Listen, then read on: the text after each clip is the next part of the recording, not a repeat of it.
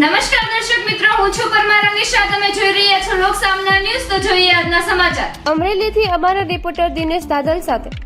અમરેલી શાંતાબા ગજેરા હોસ્પિટલની એક ઓર બેદરકારી આવી સામે. દર્દીને નથી મળતી સારવાર. દર્દીના સગાના કહેવા મુજબ કોઈ સારવાર કરવામાં નથી આવતી અને પ્રાઇવેટમાં લઈ જવાની આપે છે સલાહ. દર્દીને આંચકી આવતી હોય બાકડા પર સુવડાવી રાખવામાં આવેલ. કોઈ ડોક્ટર હાજર ના હોય કે આવા દર્દીને સારવાર મળે. જીવરાજ મહેતાએ આપેલી હોસ્પિટલની આવી હાલત. અમરેલીની ગરીબ જનતા જાય તો જાય ક્યાં? કોઈ બેદરકારી સામે અવાજ ઉઠાવે તો હોસ્પિટલના મેનેજમેન્ટ આપે છે પોલીસ ફરિયાદની ધમકી. દર્દીના સગા પાસેથી જ જાણીએ શું હાલત છે દર્દીની અને શું કહે છે હોસ્પિટલની તંત્રી. મારી ભાઈને શું તકલીફ છે? ભાઈ કેમ અહીં હુતા છે?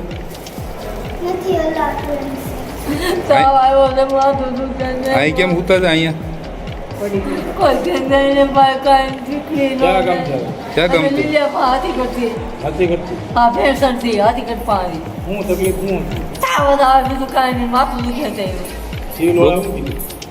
ડોક્ટર શું કહીશ? પ્રાઇવેટમાં લીધા આવે ગયા રિપોર્ટ રિપોર્ટ એનો દીધો અમને રિપોર્ટ દેવો તો તમને ગયા હજી એમાં દીન કીધું અમને કઈ જગ્યાએ રિપોર્ટ કરાવી? સિવિલમાં કરાવ્યો તો રિપોર્ટ? હા સિવિલમાં 4,000 દિન કરાવ્યો અમે. પૈસા લીધા? હા 4,000 દીધા સાહેબ અમે. સાહેબ મારે બકરી દીધી હતી કે છોકરા દૂધ પીવે ને બહાર 2 છોકરા અહીંયા બકરી વેચીને દેખી જાવ. માણસાઈ જેવી કોઈ ચીજ નથી. હા બોલ. એક લાશ હજી દેવી પૂજક સમાજની દીકરીની 18 દિવસથી રઝળી રહી છે, ન્યાય નથી મળ્યો.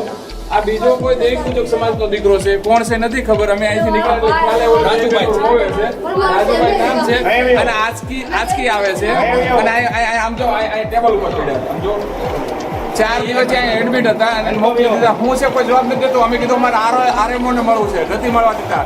મેનેજમેન્ટ ટ્રસ્ટીઓને મળવું, નથી મળવા દેતા.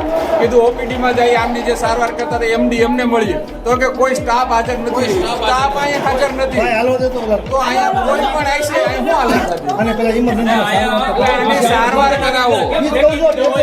પેલા કર્યું હોત તો ઇમરજન્સી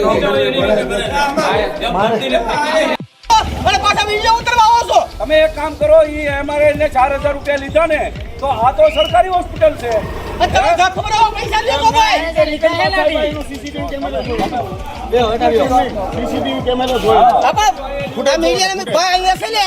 આ બેન ને ક્યાંક રિપોર્ટ કરાવવા દીધો, 4,000 રૂપિયા લીધા. નથી રિપોર્ટ આપતા, નથી કઈ, અને એ લોકોને કોઈ જાતની સારવાર નથી. બરોબર. આ અમરેલી શાંતાબા જનરલ હોસ્પિટલ ની અંદર આવા જ કડાકા મળે છે અને પાછા દાદાના દીકરા થાય છે. લોકો રજા દઈ દીધી છે, બરોબર છે? રજા રિપોર્ટ આપો તમે. રજા સીટી બતાવો અમને.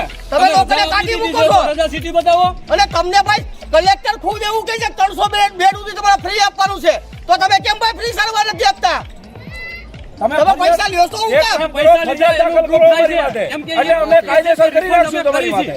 બરાબર. 300 બેડ ફ્રી છે તો તમે 300 બેડમાં કેટલા અત્યારે 300 બેડ ફ્રી થયા પછી તમે આ સારવાર 4,000 રૂપિયા લીધા એ જવાબ આપજો.